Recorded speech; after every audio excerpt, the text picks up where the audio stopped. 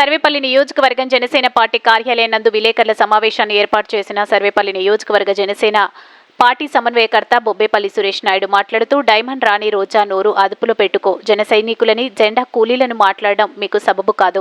మా అధినేత జనసేనాని పవన్ కళ్యాణ్ ఆశయ సాధనలో జన సైనికులు నిస్వార్థంగా రాష్ట్ర ప్రయోజనాల దృష్ట్యా పవన్ కళ్యాణ్ ఆశయ సాధనలో నీతి నిజాయితీగా పనిచేస్తున్నారు. మీ వైసీపీ పార్టీలో లాగా బిర్యానీ కోసమో వాటర్ ప్యాకెట్ల కోసమో మీరిచ్చే 500 రూపాయల కూలీ కోసమో పనిచేయడం లేదు. ఈ విషయం గుర్తు పెట్టుకోవాలి. వైసీపీ పార్టీని పాతాళానికి తొక్కుతామని చెప్పిన మాట నిలబెట్టుకున్న మా అధినేత జనసేనాని పవన్ కళ్యాణ్ ఏటూ ముద్దాయి వైసీపీ పార్టీకి వెన్నెముకలాగా పనిచేసిన విజయసాయిరెడ్డి నిన్నటి రోజు రాజీనామా చేస్తున్నాను, రాజకీయాలు వద్దు, నేను వ్యవసాయం చేసుకుంటూ ఉంటాను అని మీడియా ద్వారా ప్రకటన చేయడంపై అర్థం ఏంటనేది మనం గ్రహించాలని అన్నారు. త్వరలోనే జగన్ రెడ్డిని కూడా శ్రీకృష్ణ జన్మస్థలానికి పంపించే సమయం ఆసన్నమైందనే ఆలోచనతో ఇతను పరిస్థితి ఎలా ఉంటుందో అనే విషయాన్ని ముందుగానే పసిగట్టి తప్పించుకోవాలనే ఆలోచనతో ఉన్న విజయసాయిరెడ్డి, నువ్వు చేసిన పాపాలు అవినీతి ఎక్కడికి పోదు, మీ పాపాలు పండే సమయం ఆసన్నమైంది అనడానికి ఇది ఒక నిదర్శనం. నువ్వు రాజీనామా చేసినంత మాత్రాన నువ్వు తప్పించుకున్నాను అనుకుంటున్నావేమో, గుర్తు పెట్టుకోవాలని సూచించారు.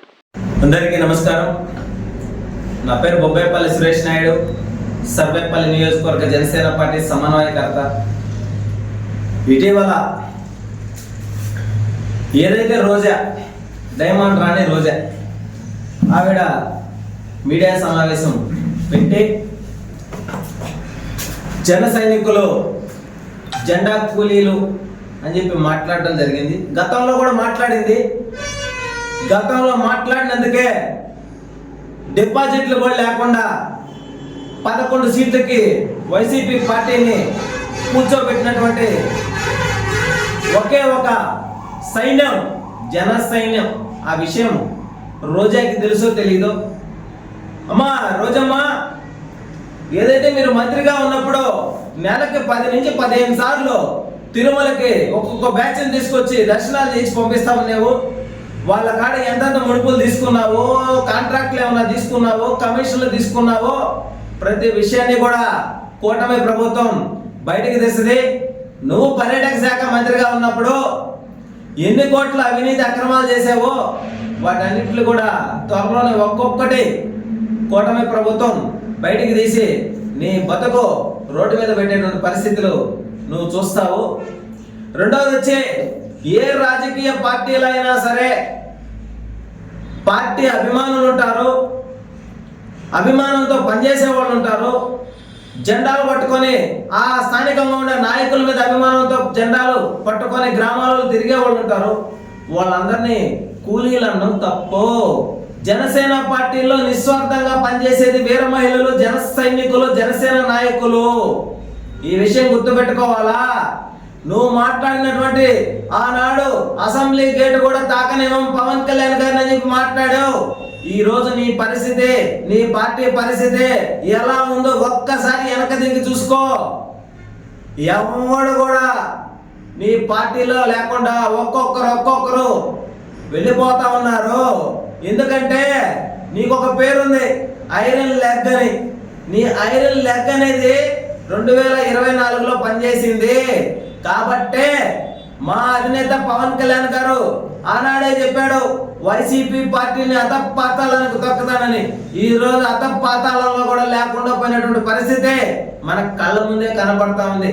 అదే విధంగా ఏదైతే డైమండ్ రాణి రోజమ్మ నోరు అదుపులో పెట్టుకో. జనసేన పార్టీ గురించి మాట్లాడేటప్పుడు, జన సైనికుల గురించి మాట్లాడేటప్పుడు, పవన్ కళ్యాణ్ గారి గురించి మాట్లాడేటప్పుడు నువ్వు నోరు అదుపులో పెట్టుకోవాలా. లేదంటే డెటాల్ వేసి క్లీన్ చేస్తాం మేము. నీకు తెలుసో లేదు, ఆల్రెడీ క్లీన్ చేసాం. అయినా సరే ఇంకా డస్ట్ పట్టింది కాబట్టి ఆ డస్ట్ను కూడా మేము క్లీన్ చేస్తాం, గుర్తుపెట్టుకో. అదేవిధంగా ఏదైతే దావోస్ పర్యటనలో ముఖ్యమంత్రి గారు, అదేవిధంగా లోకేష్ బాబు గారు ఇద్దరు కూడా పెట్టుబడుల కోసం వెళ్ళడం జరిగింది. అవన్నీ కూడా ముఖ్యమంత్రిగా ఆయన, లోకేష్ బాబు వాళ్ళు చూసుకుంటున్నారు. పవన్ కళ్యాణ్ గారు కూడా వెళ్ళలేదే అని మాట్లాడతావే. డిప్యూటీ సీఎంగా ముఖ్యమంత్రి తర్వాత ఈ రాష్ట్రంలో ఏం జరుగుతుంది ఏంటి అనేటువంటి విషయాలని చూసుకోవాల్సిన బాధ్యత ఆయన మీద. కాబట్టి పవన్ కళ్యాణ్ గారు రాష్ట్రాన్ని కంటికి రెప్పలాగా కాపాడుకుంటున్నాడమ్మా రోజమ్మా. నోరు అదుపులో పెట్టుకో. అదే విధంగా నిన్నటి రోజు ఏదైతే ఏటు ముద్దాయి సర్వేపల్లి నియోజకవర్గ వాసి మా నియోజకవర్గాన్ని గల్లీ నుంచి ఢిల్లీ దాకా తీసుకెళ్లి గబ్బు పట్టించినటువంటి వ్యక్తి విజయసాయి రెడ్డి. ఈయన నాకు రాజకీయాలు వద్దు, నేను రిజైన్ చేస్తున్నాను అని చెప్పి స్టేట్మెంట్ ఇవ్వడం, నేను వ్యవసాయం చేసుకుంటాను, నాకు రాజకీయాలు వద్దు అని చెప్పడం. నిజంగా ఈయన చేసినటువంటి అవినీతి అక్రమాలు ఏటు ముద్దాయిగా, ఈయన ఏమని ముద్దాయిగా జగన్ రెడ్డి అంటే రేపు రాబోయే రోజుల్లో జగన్ రెడ్డి పరిస్థితి ఎలా ఉంటుందో ముందుగానే ఊహించి విజయసాయి రెడ్డి తప్పించుకోవాలనేటువంటి ఆలోచనతో ముందుగానే రిజైన్ చేసి బయటకు వస్తున్నాడా? నువ్వు బయటకు వచ్చినా నీ పాపాలు ఎక్కడికి పోవు, ఆ చిట్ట మాత్రం అలాగే ఉంటది. నువ్వు అనుభవించాల్సిందే. నువ్వు తప్పించుకుంటున్నాను అనుకుంటున్నావేమో, నువ్వు ఖచ్చితంగా అనుభవించాల్సిందే. విజయసాయి రెడ్డి గారు, మా నియోజకవర్గాన్ని, ఈ సర్వేపల్లి నియోజకవర్గంలో ఇద్దరు వ్యక్తులు ఏటు అక్రమ ఆస్తుల కేసులో ఏటు ముద్దాయిగా విజయసాయి రెడ్డి నియోజకవర్గాన్ని ఢిల్లీ దాకా గబ్బు పట్టించాడు. అదేవిధంగా జిల్లా కోర్టులో డాక్యుమెంట్లు ఎత్తేసి కాకాని గోవర్ధన్ రెడ్డి సంచలనం సృష్టించే విధంగా ఇంకా ఈ సర్వేపల్లి నియోజకవర్గాన్ని ఇంకా గబ్బు పట్టించినటువంటి చరిత్ర మనం చూసాం.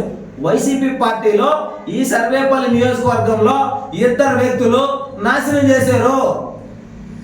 ఈ సర్వేపల్లి నియోజకవర్గంలో సర్వేపల్లి రాధాకృష్ణన్ గారు ఈ సర్వేపల్లి నియోజకవర్గ ప్రతిష్టను పెంచితే,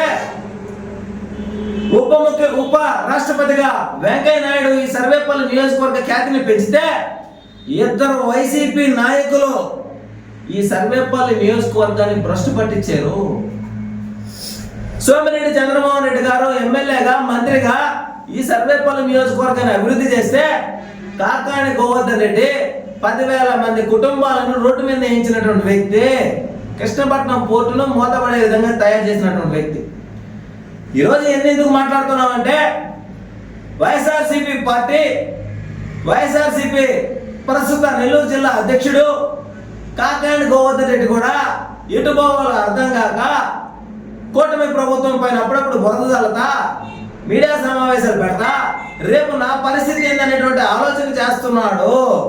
త్వరలోనే ఆయన కూడా ఖాళీ చేసేటువంటి పరిస్థితులు మనకు కనపడుతున్నాయి. చివరికి మిగిలేది జగన్ రెడ్డి. ఆ జగన్ రెడ్డి కూడా ఎక్కడ ఉంటాడు అంటే శ్రీకృష్ణ జన్మస్థలంలో ఉంటాడు. వైసీపీ నాయకులారా, కార్యకర్తలారా, మీరు 5 సంవత్సరాల పాటు మీ పొంగులు, మీ యొక్క హడావిడి, మీరు అనేక మంది అమాయకుల మీద చేసినటువంటి దాడులు, అవన్నీ కూడా మీ కర్మ, మీరు చేసినటువంటి పాపాలు, మీ పాపాల చిట్టా పండింది. కాబట్టి 2024లో కూటమి ప్రభుత్వాన్ని రాష్ట్ర ప్రజలతో పాటు కలియుగ దైవమైన వెంకటేశ్వర స్వామి కాపాడాడు. కాబట్టి ఈరోజు కూటమి ప్రభుత్వం నేడు కూటమి ప్రభుత్వంకి భయపడి రిజైన్ చేస్తున్నటువంటి విజయసాయి రెడ్డి ఒళ్ళు బలిసి గెలిచినటువంటి ఆనందంలో నేను శాసించగలనటువంటి ఆలోచనతో, శాశ్వతంగా జగన్ రెడ్డి ఉంటాడనేటువంటి అహంకారంతో ఆనాడు ఏదైతే జనసేన పార్టీని ఇది రిజిస్టర్డ్ పార్టీ, రిజర్వ్డ్ పార్టీ కాదని కూసాడు. ఆ కోతకి ఇటీవల 3 రోజుల క్రితం కేంద్ర ఎన్నికల సంఘం 100% స్వతంత్రం వచ్చి 77 సంవత్సరాల భారతదేశంలో 100% గెలుపొందినటువంటి party Janasena party, reserved party. కాబట్టి ఈ పార్టీకి గాజు గ్లాసుని శాశ్వతమైన గుర్తుగా కేటాయిస్తున్నాము అని చెప్పినటువంటి ప్రకటన కూడా వచ్చింది. విజయసాయి రెడ్డి, నీకు కళ్ళు కనపడకపోతే ఆనాడు అహంకారంతో ఉన్నావు, ఈనాడు కూటమి ప్రభుత్వం నీ అహంకారాన్ని దించింది. కాబట్టి ఇప్పుడు కళ్ళు తెరిచి చూడు, ఇది రిజర్వ్డ్ పార్టీయా, రిజిస్టర్డ్ పార్టీ అనేది. చరిత్ర సృష్టించిన వ్యక్తే పవన్ కళ్యాణ్, చరిత్ర సృష్టించబోయేటువంటి పార్టీ జనసేన పార్టీ. ఇది రాష్ట్రానికి పరిమితం కాదు, దేశానికి కూడా జనసేన పార్టీ అంటే ఏంటి, పవన్ కళ్యాణ్ అంటే ఏంటి అనేటువంటి విషయాన్ని ఇటీవల జరిగినటువంటి కొన్ని రాష్ట్రాల్లో జరిగిన ఎన్నికలలో పవన్ కళ్యాణ్ గారి ప్రచారంలో కూడా చూసుంటారు. ఏదైతే జగన్ రెడ్డికి కనీసం తెలుగు మాట్లాడడం రాదు, ఇంగ్లీష్ మాట్లాడడం రాదు, రాష్ట్రాన్ని పరిపాలించడం తెలియదు, అటువంటి పార్టీలో ఉన్నటువంటి విజయసాయి రెడ్డి నువ్వు ఏటో మొత్తాయి కాబట్టి నువ్వు ఏమైనా మాట్లాడేవు ఆ రోజు. ఈ రోజు నీకు మాటలు లేవు, ఈ విషయం గుర్తుపెట్టుకో.